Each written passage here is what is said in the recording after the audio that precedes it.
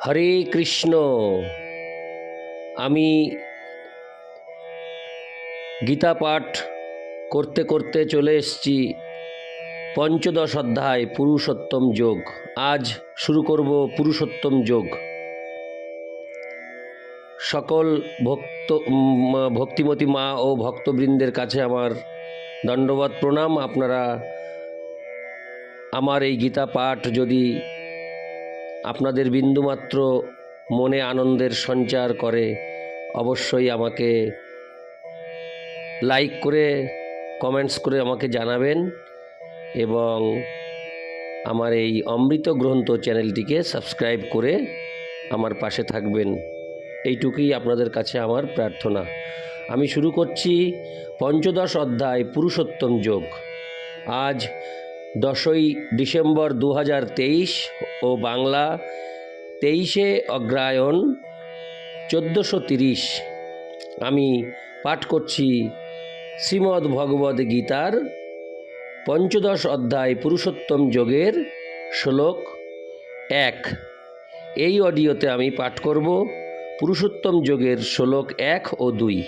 সর্বপ্রথম আমি শুরু করছি শ্লোক 1।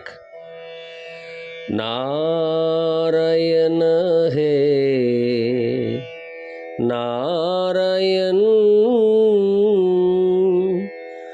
ভবভয়হরণম নারায়ণ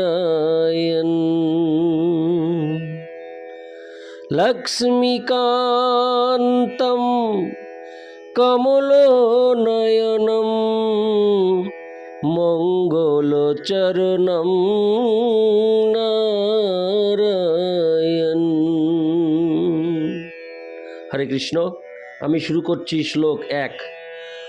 ঊর্ধ্ব মূল মধ শাকমশ্বত্থং প্রাহুরব্যয়ম ছন্দাংসি যস্য পর্ণানি যস্তং বেদ স বেদবিৎ। অনুবাদ: পরমেশ্বর ভগবান বললেন, ঊর্ধ্ব মূল ও অধ শাখা বিশিষ্ট একটি অব্যয় অশ্বত্থ বৃক্ষের কথা বলা হয়েছে, যার পত্রগুলি বৈদিক মন্ত্রসমূহ। যিনি সেই বৃক্ষটিকে জানেন তিনি বেদজ্ঞ। তাৎপর্য: ভক্তিযোগের গুরুত্ব আলোচনা করার পর কেউ প্রশ্ন করতে পারেন, তাহলে বেদের অর্থ কী? এই অধ্যায়ে বর্ণনা করা হয়েছে যে বেদ অধ্যয়ন করার উদ্দেশ্য পরমেশ্বর ভগবান শ্রীকৃষ্ণকে জানা। সুতরাং যিনি কৃষ্ণ ভাবনাময়, যিনি ভগবানের ভক্তিযুক্ত সেবায় নিযুক্ত হয়েছেন, তিনি ইতিমধ্যেই বেদের জ্ঞান আহরণ করেছেন। জড়জগতের বন্ধনকে এখানে একটি অশ্বত্থ বৃক্ষের সঙ্গে তুলনা করা হয়েছে। যে সকাম কর্মে রত, তার কাছে এই অশ্বত্থ বৃক্ষটির কোনো শেষ নেই। সে এক শাখা থেকে আর এক শাখায়, সেখান থেকে অন্য এক শাখায়, আবার আর একটি শাখায়, এইভাবেই ঘুরে বেড়ায়। এই জড়জগৎরূপী বৃক্ষটির কোনো অন্ত নেই এবং যে এই বৃক্ষটির প্রতি আসক্ত তার পক্ষে মুক্তিলাভের কোনোই সম্ভাবনা নেই। মানুষকে ঊর্ধ্বমুখী করবার জন্য যে বৈদিক ছন্দ, তাকে এই বৃক্ষের পত্ররূপে বর্ণনা করা হয়েছে। এই বৃক্ষের মূলটি ঊর্ধ্বমুখী, কারণ তার শুরু হয়েছে এই ব্রহ্মাণ্ডের সর্বোচ্চ গ্রহলোক ব্রহ্মার অধিষ্ঠানরূপ ক্ষেত্র থেকে। কেউ যখন মায়ারূপ এই অব্যয় বৃক্ষটির সম্বন্ধে অবগত হতে পারেন, তখন তিনি তার বন্ধন থেকে মুক্ত হতে পারেন। হরে কৃষ্ণ। মুক্ত হওয়ার এই পন্থাটিকে ভালোভাবে উপলব্ধি করা উচিত। পূর্ববর্তী অধ্যায়গুলিতে জড়জগতের বন্ধন থেকে মুক্ত হওয়ার নানা রকম পন্থা বর্ণিত হয়েছে এবং ত্রয়োদশ অধ্যায় পর্যন্ত আমরা দেখেছি যে ভক্তিযোগে পরমেশ্বর ভগবানের সেবা করাই সর্বোৎকৃষ্ট পন্থা। এখন ভক্তিযোগের মূলনীতি হচ্ছে জড়জাগতিক কর্মে অনাসক্তি এবং ভগবানের অপ্রাকৃত সেবার প্রতি আসক্তি। এই অধ্যায়ের শুরুতে জড়জগতের প্রতি আসক্তির বন্ধন ছিন্ন করার পন্থা বর্ণনা করা হয়েছে। এই জড় অস্তিত্বের মূল ঊর্ধ্বমুখী, অর্থাৎ এই ব্রহ্মাণ্ডের সর্বোচ্চ লোকে মহত্তত্ত্বের জড়জাগতিক অস্তিত্ব থেকে তার শুরু হয়। সেখান থেকে গ্রহমণ্ডল রূপী বিভিন্ন শাখা সারা ব্রহ্মাণ্ড জুড়ে ছড়িয়ে পড়ে। বৃক্ষটির ফল হচ্ছে জীবের কর্মফল, যেমন ধর্ম, অর্থ, কাম ও মোক্ষ। এখন এই জগতে এমন কোনো বৃক্ষের অভিজ্ঞতা আমাদের নেই যার শাখা নিম্নমুখী আর মূল ঊর্ধ্বমুখী, কিন্তু সেরকম কিছু আছে। সেই বৃক্ষ দেখতে পাওয়া যায় একটি জলাশয়ের ধারে। আমরা দেখতে পাই যে জলাশয়ের তীরে বৃক্ষগুলির শাখা নিম্নমুখী ও মূল ঊর্ধ্বমুখী হয়ে জলে প্রতিবিম্বিত হয়। পক্ষান্তরে বলা যায় এই জড়জগতের বৃক্ষটি চিৎজগতের বাস্তব বৃক্ষটির প্রতিবিম্ব। জলে যেমন বৃক্ষের প্রতিফলন পড়ে, তেমনি চিৎজগতের প্রতিফলন পড়ে আমাদের কামনার উপর। প্রতিবিম্ব জড় আকাশে বস্তুর অবস্থিতির কারণ হচ্ছে কামনা বাসনা। এই জড় অস্তিত্বের বন্ধন থেকে যে মুক্ত হতে চায় তাকে অবশ্যই পুঙ্খানুপুঙ্খভাবে বিশ্লেষণ করার মাধ্যমে এই বৃক্ষটি সম্বন্ধে যথার্থভাবে জানতে হবে, তাহলে তার বন্ধন সে ছিন্ন করতে পারে। এই বৃক্ষটি বাস্তব বৃক্ষটির প্রতিবিম্ব হওয়ার ফলে তার অবিকল প্রতিরূপ। চিৎজগতে সব কিছুই আছে। নির্বিশেষবাদীরা মনে করে যে জড়জগৎরূপী এই বৃক্ষের মূল হচ্ছে ব্রহ্ম, আর সাংখ্য দর্শন অনুযায়ী সেই মূল থেকে প্রকৃতি ও পুরুষ, তারপর প্রকৃতির 3টি গুণ, তারপর পঞ্চমহাভূত, তারপর দশেন্দ্রিয়, মন আদির প্রকাশ হয়। এভাবেই তারা সমস্ত জড়জগৎকে 24টি উপাদানে বিভক্ত করে। ব্রহ্ম যদি সমস্ত প্রকাশের কেন্দ্র হন, তাহলে এই জড় জগতের প্রকাশ হচ্ছে কেন্দ্র থেকে 180 ডিগ্রি বা একটি অর্ধবৃত্ত, এবং অপর 180 ডিগ্রি বা অপর অর্ধাংশ হচ্ছে চিৎজগৎ। জড়জগৎ যদি বিকৃত প্রতিবিম্ব হয়, তাহলে চিৎজগতে অবশ্যই সেই একই ধরনের বৈচিত্র্য রয়েছে, কিন্তু তা রয়েছে বাস্তবিকভাবে। প্রকৃতি ভগবানের বহিরঙ্গা শক্তি এবং পুরুষ ভগবান স্বয়ং, এবং সেটি ভগবদ্গীতায় ব্যাখ্যা করা হয়েছে। এই প্রকাশ যেহেতু জড়, তাই তা অনিত্য, অস্থায়ী। প্রতিবিম্ব অস্থায়ী, কেননা কখনো কখনো তাকে দেখা যায়, আবার কখনো কখনো তাকে দেখা যায় না, কিন্তু তার উৎস যেখান থেকে প্রতিবিম্বটি প্রতিফলিত হচ্ছে তা নিত্য। সেই বৃক্ষের জড় প্রতিবিম্বটি কেটে বাদ দিতে হবে। যখন কেউ বেদ সম্বন্ধে জানেন বলে বলা হয়, তখন জড় জগতের আসক্তি ছিন্ন করার বিষয়ে তিনি জানেন বলেই অনুমান করা হয়।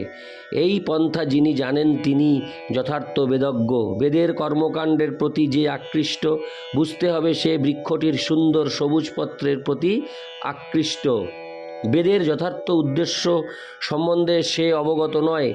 বেদের উদ্দেশ্যটি পরম পুরুষ নিয়েই প্রকাশ করেছেন, এবং সেটি হচ্ছে প্রতিবিম্ব বৃক্ষটিকে কেটে বাদ দিয়ে চিৎজগতের বাস্তব বৃক্ষটি লাভ করা। ইতি শ্লোক 1। শ্লোক 2। অধশ্চ ধর্মং প্রসৃতাস্যত্তস্য শাখা গুণ প্রবৃদ্ধা বিষয় প্রবালা অধশ্চ মূলান্ননুসন্ততানি কর্মানুবন্দিনী মনুষ্যলোকে। অনুবাদ: এই বৃক্ষের শাখাসমূহ জড় প্রকৃতির 3টি গুণের দ্বারা পুষ্ট হয়ে অধোদেশে ও ঊর্ধ্বদেশে বিস্তৃত। ইন্দ্রিয়ের বিষয়সমূহই এই শাখাগণের পল্লব। এই বৃক্ষের অধোদেশে প্রসারিত মূলও আছে, এবং সেগুলি মনুষ্যলোকে সকাম কর্মের বন্ধনে আবদ্ধ। তাৎপর্য: সেই অশ্বত্থ বৃক্ষটির বর্ণনা সম্বন্ধে এখানে পুনরায় ব্যাখ্যা করা হচ্ছে। তার শাখাগুলি চতুর্দিকে ছড়িয়ে রয়েছে। তার নিম্নাংশে মানুষ, পশু, গরু, ঘোড়া, কুকুর, বেড়াল আদি বিভিন্ন জীবের বৈচিত্র্যময় প্রকাশ হয়েছে।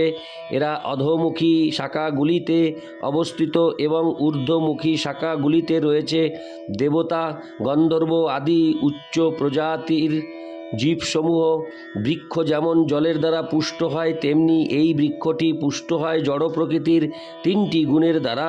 কখনো কখনো আমরা দেখি যে জলের অভাবে কোনো জমি অনুর্বর, আবার কোনো জমি খুব উর্বর। তেমনি জড় প্রকৃতির গুণের মাত্রা অনুসারে বিভিন্ন জায়গায় ভিন্ন ভিন্ন রকম প্রজাতির প্রকাশ হয়।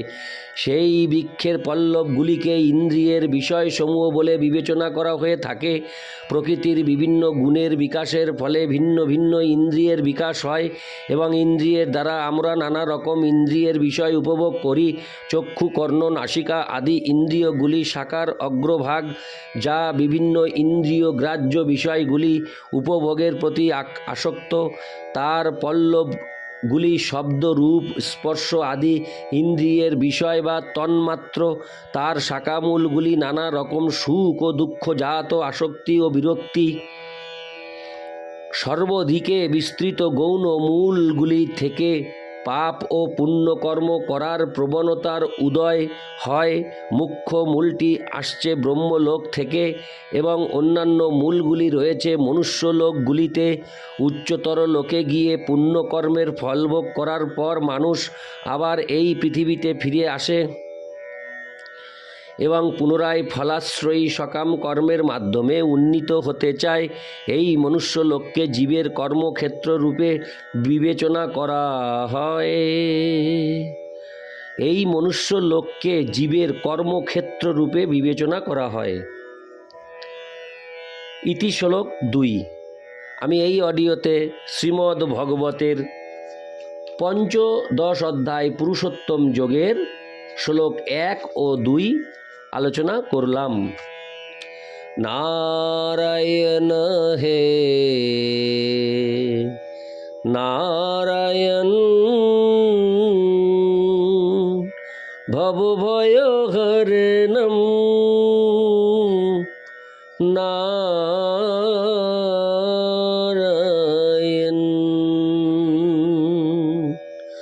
লক্ষ্মীকান্তম কমলনয়নম, মঙ্গল চরণম নারায়ণ নারায়ণ হে নারায়ণ,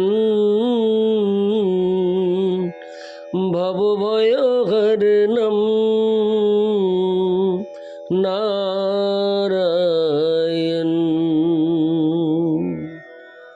হরে কৃষ্ণ কৃষ্ণ কৃষ্ণ হরে হরে, হরে রাম রাম রাম হরে হরে।